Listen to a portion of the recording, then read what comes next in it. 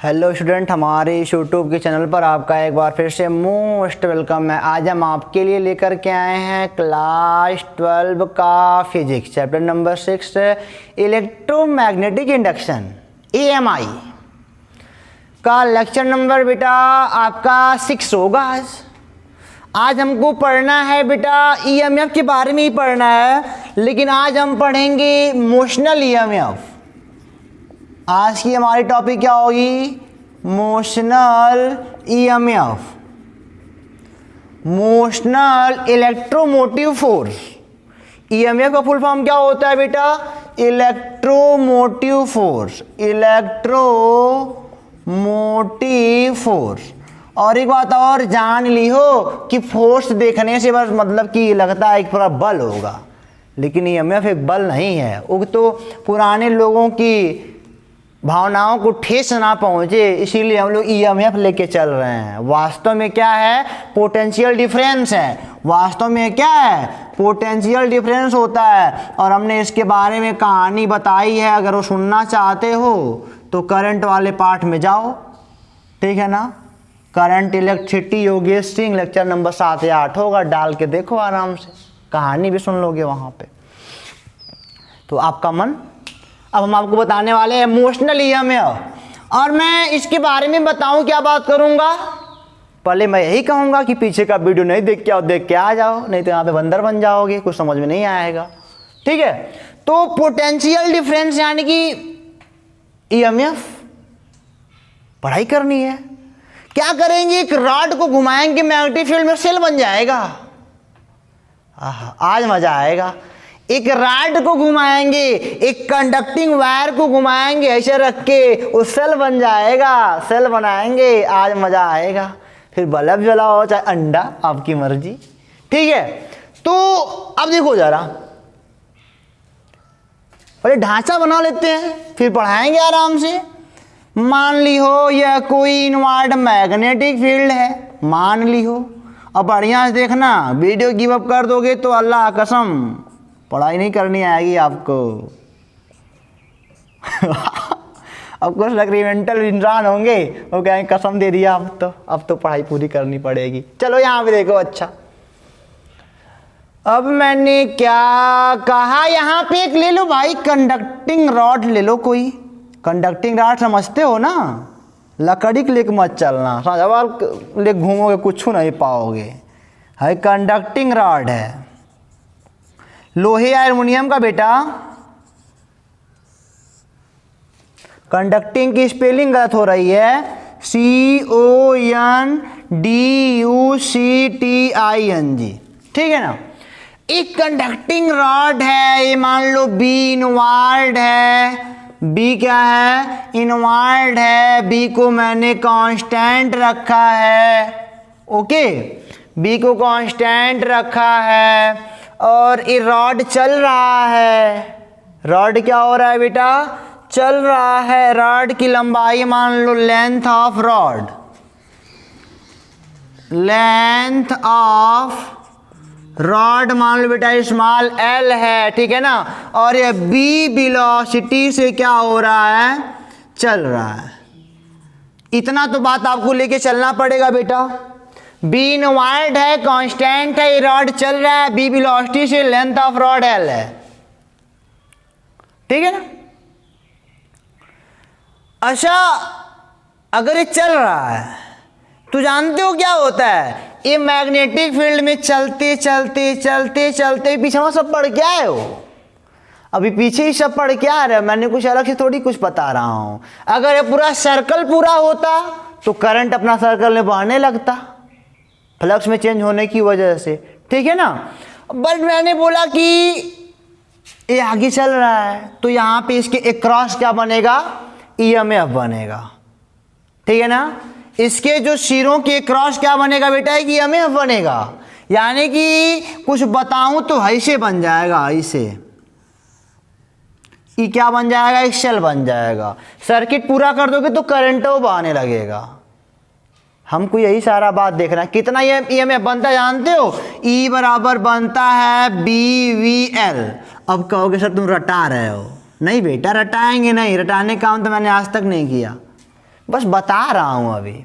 और ये ऐसा केस है, ये ऐसा मैंने केस लिया है कि B perpendicular to L perpendicular to V, तीनों एक दूसरे के परपेंडिकुलर हैं। देख लो, देखो बी अंदर की ओर, बी आपका इधर, और लेंथ ऊपर लो चाहे नीचे लो, आपकी मर्जी। देखो तीनों एक दूसरे के परपेंडिकुलर हैं। स्पेशल केस है, अभी थीटा भी दिलाऊंगा। और मैं आपको एक बात बताता हूं, मैं ये वाला फार्मूला प्रूव कराऊंगा आपको दो तरीकों से। एक बताऊंगा थोड़ा सा कॉन्सेप्चुअल होगा, और एक बताऊंगा एनसीईआरटी वाला 2 लाइन में 3 लाइन में लग जाएगा। तो अब ही कॉन्सेप्चुअल चलेगा, पिछवा कितना पढ़ के आए हो अपनी बुद्धिया देख लो, कितना हमको याद है और कितना नहीं याद है, वही बताऊंगा पहले, ठीक है ना। चलो प्रूफ करता हूं बेटा, प्रूफ मैं करता हूं इस फार्मूले को। अब यही बताऊंगा किधर प्लस बनता है किधर माइनस, उसका भी तरीका है बताने का, परेशान ना हो।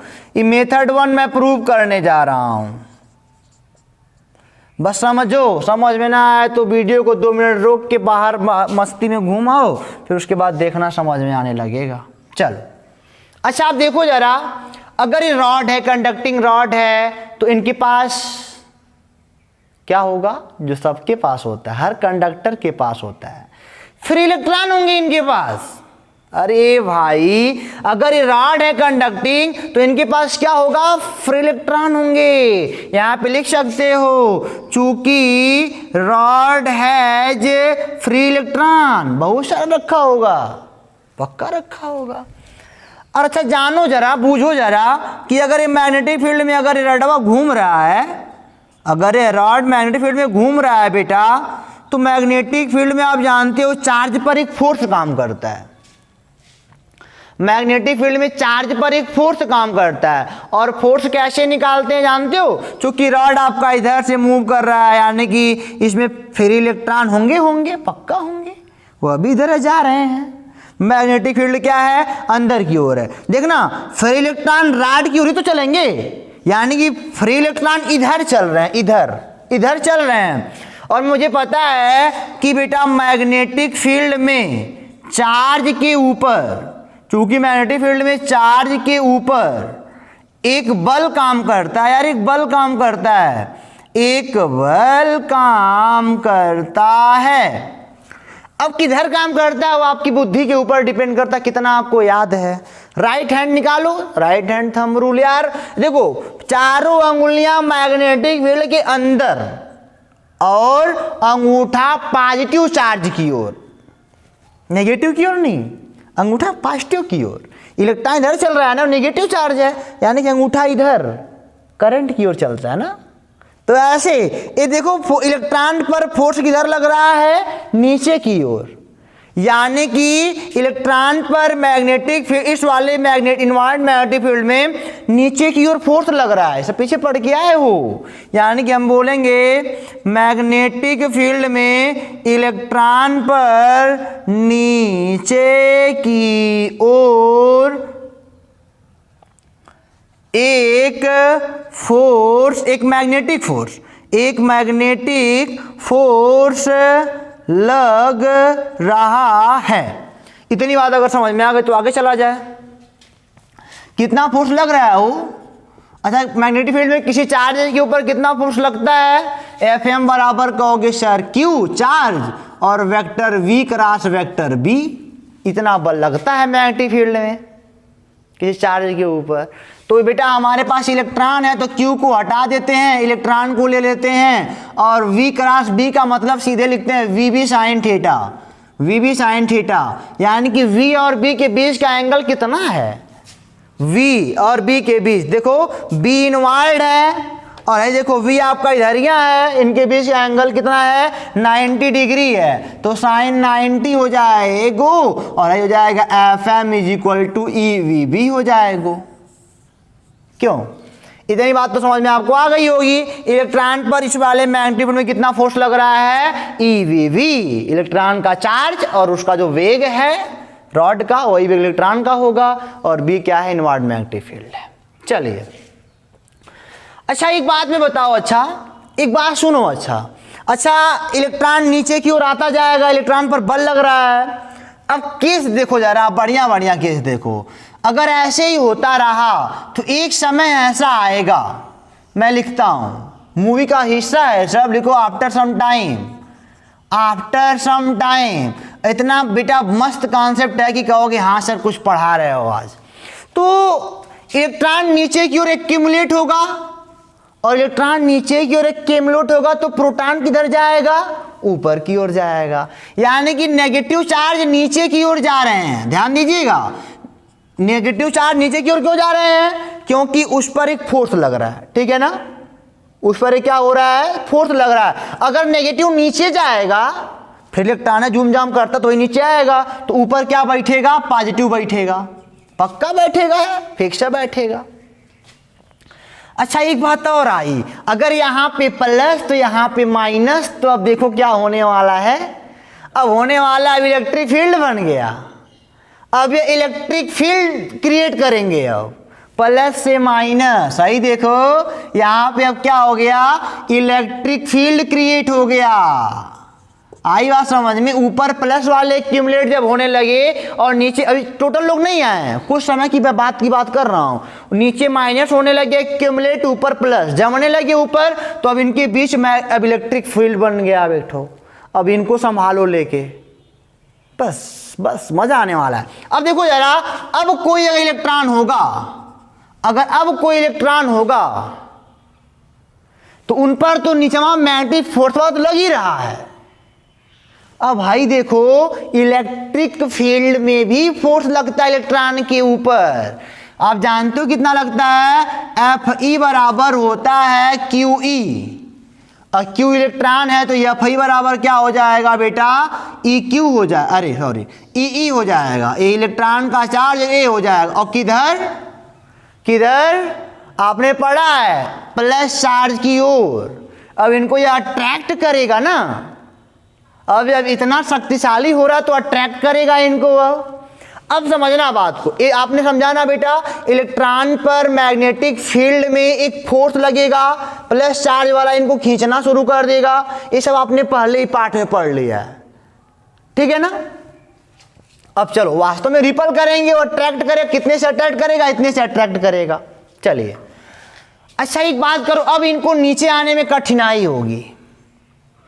ये देखो, अभी क्या हो रहा है, जब तक कि नीचे गिर रहे थे तब तक मैग्नेटिक फोर्स बढ़ा था किससे? इलेक्ट्रिक फोर्स से। अब इलेक्ट्रिक फोर्स लगाएगा तब नीचे आ जा रहे थे, लेकिन धीरे धीरे कठिनाई होगी।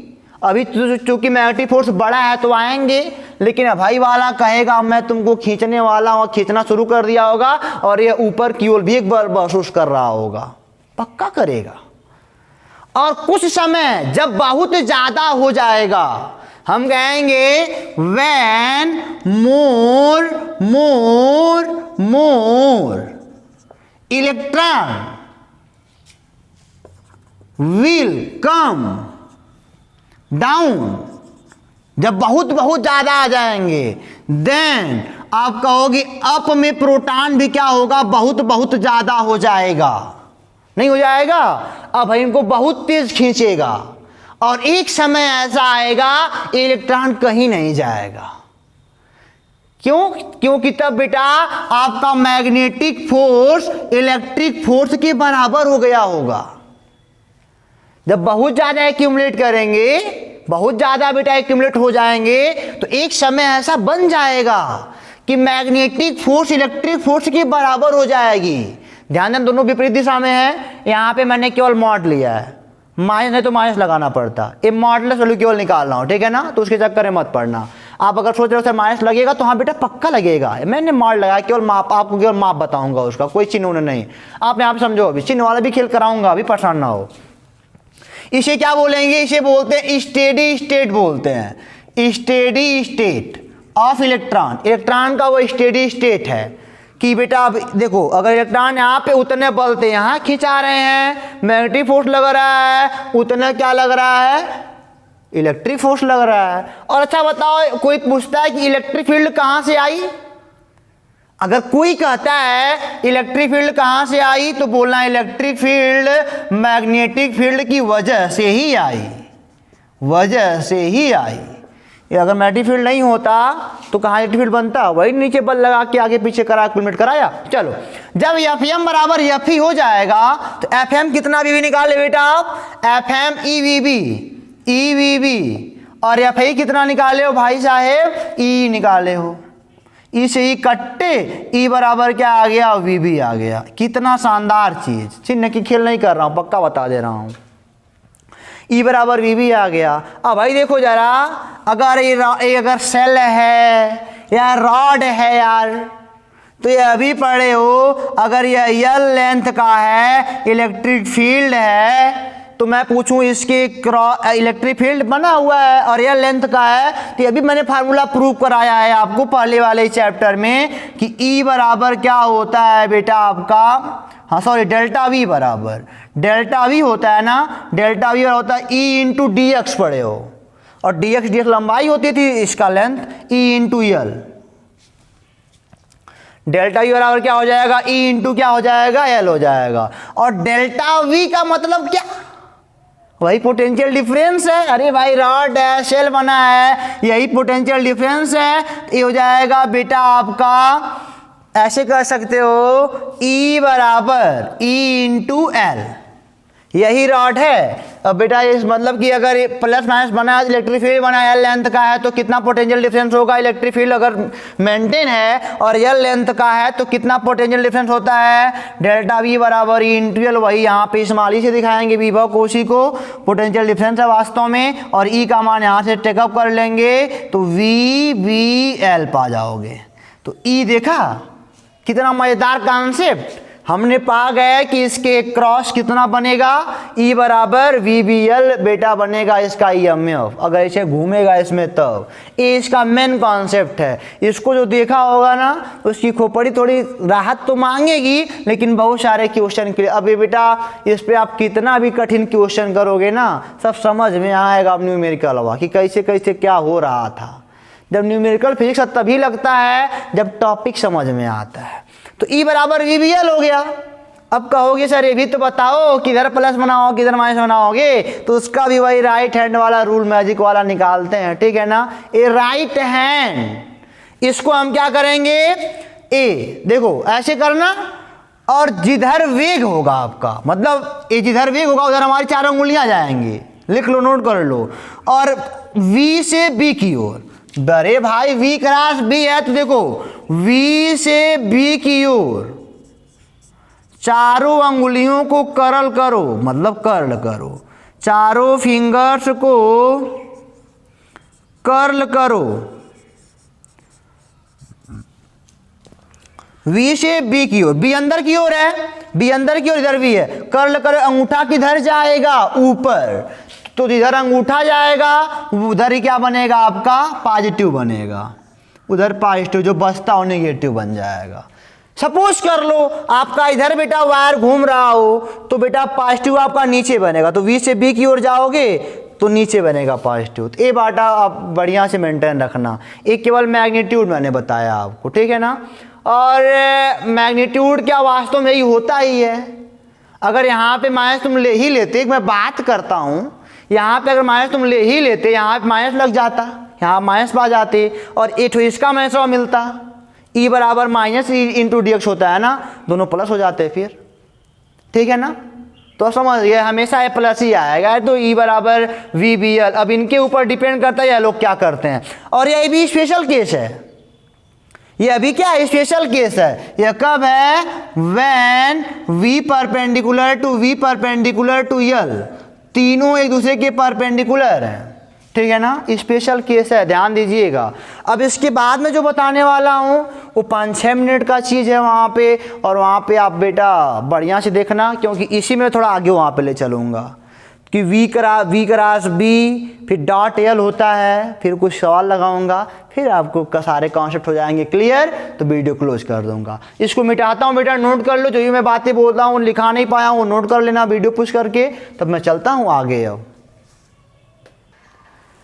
तो बेटा अब वही मोशनल EMF हम निकालेंगे फैराडे के लॉ से, छोटा सा NCERT बेस्ड, जो आपके NCERT के बुक में है वह भी देख लो। उन्होंने कहा ना कि भाई देखो भाई फैराडे लॉ से हम दिखाने जा रहे हैं, फैराडे लॉ से हम क्या दिखाने जा रहे हैं, E बराबर VL होता है बशर्ते रडवा घूमे, ठीक है ना, L लंबाई का रॉड घूमे किसमें, मैग्नेटिक फील्ड में। अब देखियो जरा, मान लियो यह बेटा इनवर्ट मैग्नेटिक फील्ड है, इसको तो हम जानते हैं, जिसको समझ में सबको आएगा, कुछ लोग रट्टा मार लेंगे 4 लाइन में, तो जानते हो। और मोर देन क्वेश्चन मैं ऐसे लगाऊंगा अभी बेटा, ये शॉर्ट है, वास्तव में शॉर्ट है, और मोर देन क्वेश्चन ऐसे पे लगाए भी जाने हैं। तो मान लिया हमारे पास एक रॉड है ऐसे, ठीक है, यही है V वेलोसिटी से आगे घूम रहा है, V वेलोसिटी से, और अभी जान लो कि यह जो है ना L लंबाई का है और B तीनों दूसरे के परपेंडिकुलर है, स्पेशल केस चल रहा है।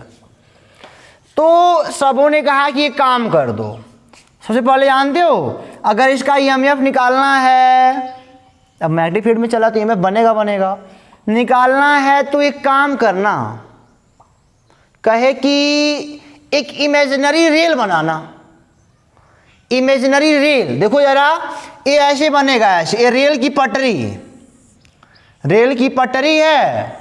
अब ये चाहो तो रेल, अगर आपके अगल बगल से रेल की पटरी गुजर रही हो तो एक वाला खिलवाड़ करना, बड़ा बड़ा चुंबक धई लेना और ऐसे पटरी बना देना, ऐसे राड नाचाना, में बनेगा, सेल बढ़िया बनेगा, बल्ब जलाना हो, बस बचाना थोड़ा मोड़ा, ट्रेनों ना आने पाए।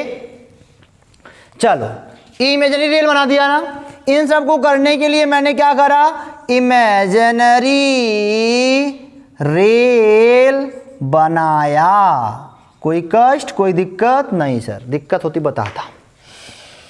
अच्छा मान लो, माना let after some time dt, after some time dt, बहुत छोटे समय के बाद, द डिस्प्लेसमेंट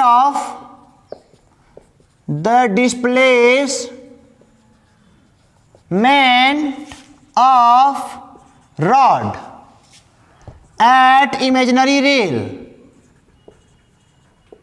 अरे भाई छोटा सा विस्थापन भी होगा, मान लो dx है वही, और क्या, अरे है तना हाई है तना, थोड़ा सा ये ले लो, वही है कि dt समय लगा तो भाई dx क्या हो गया, dx विस्थापन हो गया dt समय में।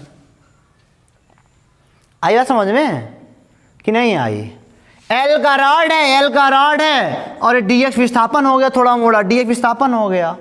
अच्छा अब एक बात करते हैं कि आपने पढ़ा है फैराडे के लॉ से, Faraday law is equal to d phi by d t. Okay चलो खेल अभी समाप्त कर लेंगे।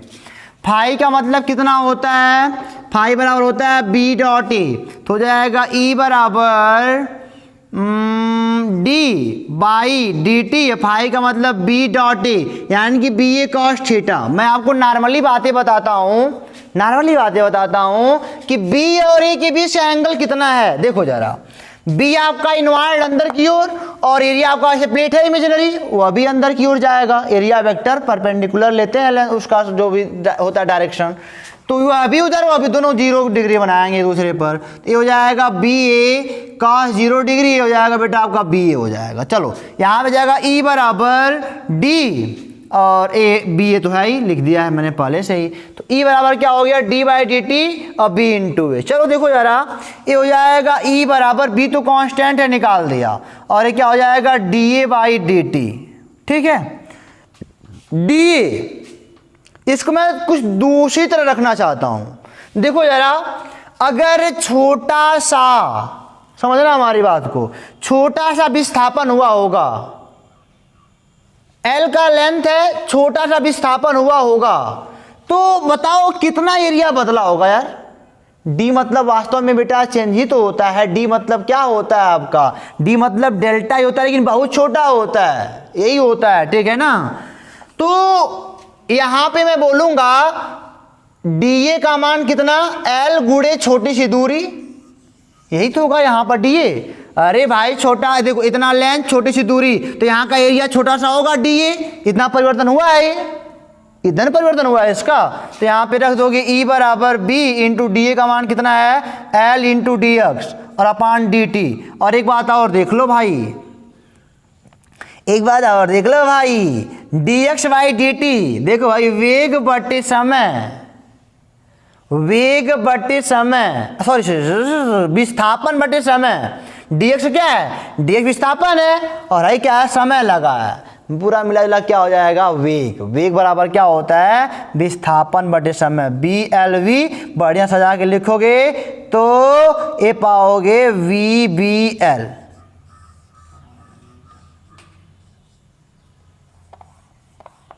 ठीक है बेटा, तो समझ में आपको अब आ गया होगा इस तरीके से। मैंने क्या बोला, ई देखो यहाँ पे फिर से मैंने कहा फैराडे का लॉ लगाओ, E is equal to d phi by d t लगाओ, तो मैंने बोला फाई का मान यहाँ से पकड़ते हैं, बी ए पकड़ लिया। मैंने देखा कितना मतलब कि बी तो कांस्टेंट था, बाहर निकल गया, D A by d T आया। डी ए कितना है, डी ए, अरे भाई छोटी सी छोटा सा विस्थापन हुआ है, एल है, छोटा सा विस्थापन, छोटा सा एरिया बना होगा, डी ए का मान रख दे यहाँ पे सीधे। कोई मतलब कि कोई हमने यहाँ पे डिफ्रेंशिएशन नहीं करा, कोई डिफरेंशिएशन नहीं, सीधे सीधे मारा कि डी ए बराबर एल टू डी एक्स। सही भी है, डी ए का मान कोई पूछे इतना चला है तो छोटी सी एरिया बनाया होगा छोटा सा, तो डी ए का मान एल इंटू डी एक्स आ जाएगा और D x by d T मतलब बेटा विस्थापन बटे समय, वेग हो जाएगा, आराम से निकल गया। और वही है किधर प्लस किधर माइनस, तो वही वाला रूल लगाओ अपना राइट हैंड वाला, वी से बी की ओर जाओ, ऊपर अंगूठा तो ऊपर प्लस जाएगा और नीचे क्या आएगा, माइनस आएगा। यहाँ पे कैसा बन रहा होगा, समझना हमारी बात को, यहाँ पे कैसा बन रहा होगा, इस रेल में कैसा करंट बनेगा, तो देखो इसमें इंड्यूस ईएमएफ क्यों हो रहा है, जैसे जैसे बढ़ेगा फ्लक्स में परिवर्तन होगा, फ्लक्स बढ़ेगा तो ये कहेगा कि पूछेगा मेरे अंदर करंट क्यों बन रहा है, तो अंदर से आवाज आएगा तेरे अंदर मैग्नेटिक फील्ड बढ़ रही है, तो क्या बोलेगा, मैं घटाऊंगा, मैं कहेगा इससे बहूंगा, अपोजिट यानी कि एंटी क्लॉकवाइज। करंट अगर इसका देखा जाए तो इसमें कैसा बहेगा, एंटी क्लॉकवाइज। ठीक है, ये हो गया छोटा सा हमारा प्रिवेशन। देखा मैंने कहा था ना 5 मिनट में हो जाएगा, 5 मिनट में हो भी चुका है। अब बेटा इस पर कुछ क्वेश्चन करते हैं ताकि मैं देखूं, आप देखो कि कैसे क्वेश्चन इसे बन सकते हैं, उसको करके फिर वीडियो क्लोज करते हैं। तो चलो बेटा एक क्वेश्चन कर लेते हैं बढ़िया सा, उसके बाद वीडियो क्लोज करते हैं। तो मान लिया हमारे पास एक इनवायर्ड मैग्नेटिक फील्ड है ऐसे,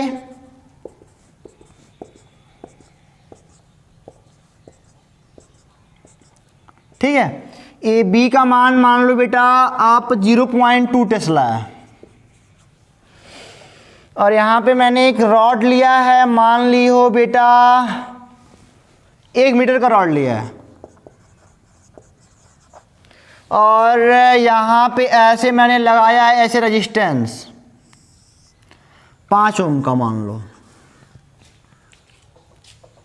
ठीक है ना, और रॉड मैंने घुमाया v बराबर मान लो 10 मीटर पर सेकेंड से। मैंने पूछा कि find current in 5 ohm resistor 5 ohm resistor में कितना करंट फ्लो कर रहा है बताओ हमको, ठीक है ना। तो कोई बात नहीं बेटा, रॉड है तो सेल है यार, वास्तव में सेल है, और सेल कैसा है, बाहर निकालोगे तो बी से बी जाओगे तो ऊपर अंगूठा प्लस बनाएगा, यानी कि हाई प्लस और हाई माइनस, ठीक है, और ऐसे चल रहा है इसे, लो एक देखो बन गया बढ़िया सा।